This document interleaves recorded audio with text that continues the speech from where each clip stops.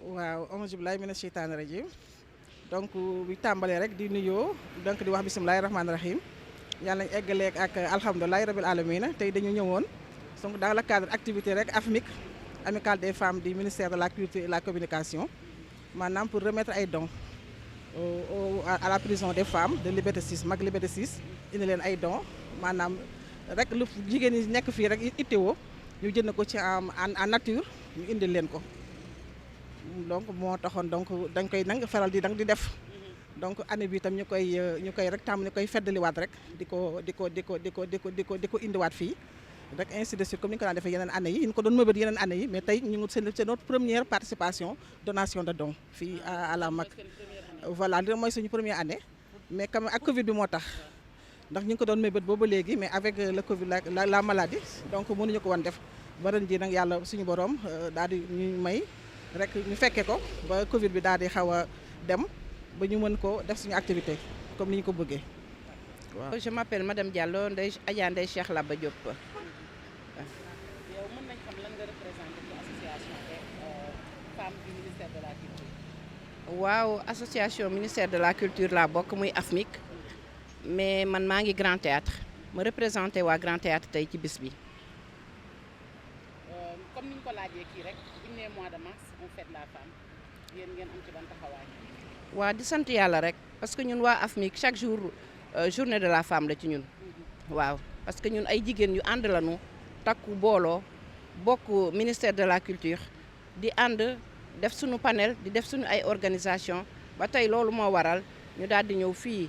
ci MAC seet si suñu nawlee suñu naataangoo jigéen yi fi nekk pour indi leen ay dons pour sargal leen pour ñaanal leen fii ñu nekk yàlla génne leen ci jàmm jàppale leen. mën nañ xam yow la kan ak nga présenté wu wax ni lan nga représenté ci association. man maa ngi tudd Ndeye Aïta Ñing madame Guèye maay trésorière amicale bi bu ministère de la culture waaw dañoo formé nag suñu amicale bi di def ay social di jàppalante suñu biir di def suñu ay cotisation mensuelle bu ñu amee événement bu ñuy def suñuy kilifa dimbali ñu jàppale ñu ci événement bi ñuy def social tey jii nag dañoo ñëwoon indi ay dons ci MAC bu Dakar c'est une première nag pour Dakar mais pas bu du suñu donation bu njëkk ndax Thiès dafa am maison d'arrêt bu jigéen ñi dañ daan dem le 8 mars manufacture des arts ndax ñoom dañ koy def chaque 8 mars dañ daan dem foofu ànd ak ñoom ndax ñoom itam ci ministère bi lañu bokk ñu ko daan def ren nag ñu indi ko fii Dakar pour joxe donation suñu nawle yi nekk ci biir nga xam ne wax dëgg yàlla ndogalu yàlla moo leen fi dugal te neexu leen di ñaan yàlla mu génne leen fi ci jàmm ak salaam di ñaan tam suñu amicale bi yàlla def ci bonne continuation ok merci. mën nañu xam yow la kan nga présenté ak wax ni lan nga représenté. man la madame Diouf Salimata Sène may secrétaire générale de l'amicale du ministère de la culture et des femmes du ministère de la culture et de la communication. waaw lan ngay wax jigéen ñi nga xam ne ñëpp dañu nekk ci àdduna bi particulièrement au Sénégal ndax seen xel dem ñuy fàttali ci ñi nga xamante ne dañu nekk fii ci dama leen di wax ni nañuy jekki nañuy xalaat nañuy wàññi fo bi di xalaat daal nañuy wàññi fo bi fecc beeg danse bi fecc beeg mbumbaay bi ndax mois de mars mois de la femme la ñu wax ñun nag ministère de la culture amicale bi xalaatuñu fecc dañoo xalaat ñëw seet si suñuy sœur yu nekk fii xam ne soxla la ñu dimbal ñu dajale lu ñu am suñuy directeur ak suñuy chef de service jàppale ñu si bu baax nag wax dëgg yàlla ñu leen di remercier bu baax suñuy patron kenn ngi si nii muy madame Diouf mu nga xam ne moo nekk place du souvenir mu ñëw ànd ak ñun si donation bi monsieur Koundouli suñu parrain waroon na ñëw mais dafa am tey benn atelier sinon DC aussi dem nañ seeti ka waroon na ñëw moo waroon na ñëw présider lii mais dafa am activité boo xam ne mënul loolu moo tax mu wax madame Diouf mu ñëw représenté cabinet waaw service yi fi nekk service yu ministère yi presque ñëpp ñëw nañu dañu réduire nag parce que dañu wax 10 personnes lañu kii autorisé 5 la ñu waxoon sax mais ñu wax madame Diouf rek wañ loxo mu may ñu 10 personnes ñuy ñaan yàlla nag yàlla dooleel ñu ba déwén incha allah ñu gaare fi camion te dañuy ñaan sax fii yàlla na fi 0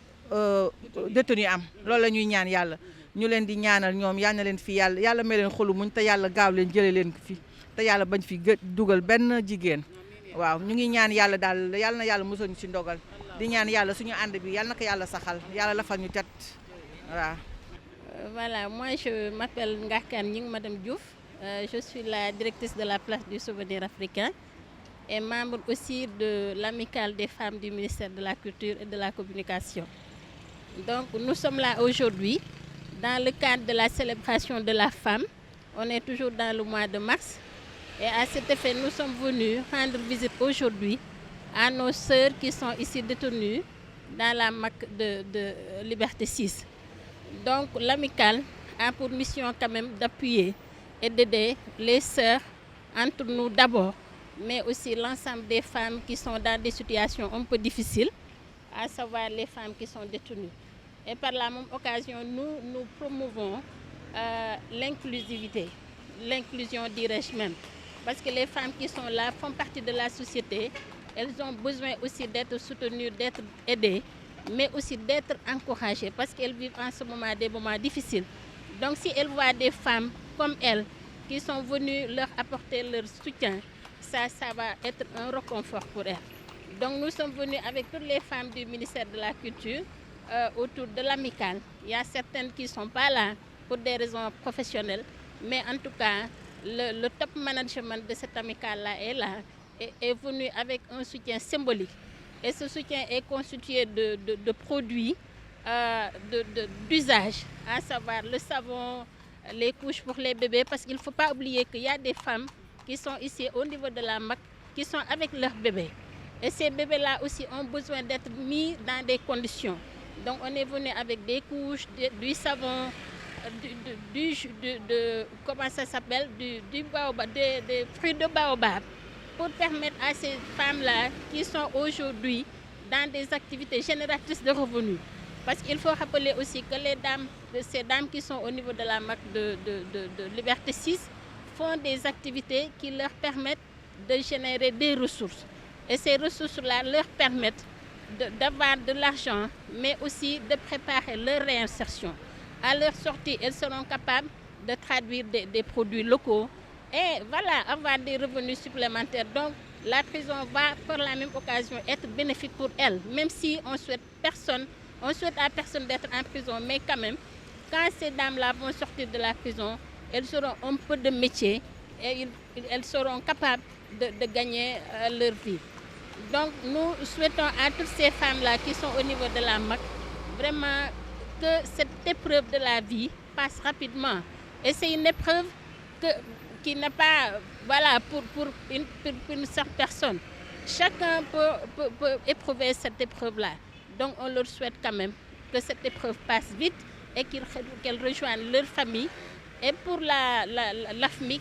on leur manifeste la disponibilité à travailler avec elles, mais aussi à travailler pour l'ensemble des femmes qui ne sont pas des détenues. Hein. J'ai rappelé tout à l'heure que l'AFMIC est inclusive et on travaille avec toute la couche de la société. Nous remercions aussi vraiment les personnes qui ont aidé à la réussite de cette activité-là. Toutes les directions du ministère de la Culture, les services se sont mobilisés pour apporter leur peu aux femmes de l'AFMIC afin de pouvoir réussir cette activité. Donc voilà, c'est le mot de l'amicale des femmes du ministère de la Culture et souhaiter quand même de la paix, mais aussi beaucoup de bonheur à toutes les femmes qui sont là, mais à toutes les femmes du monde aussi.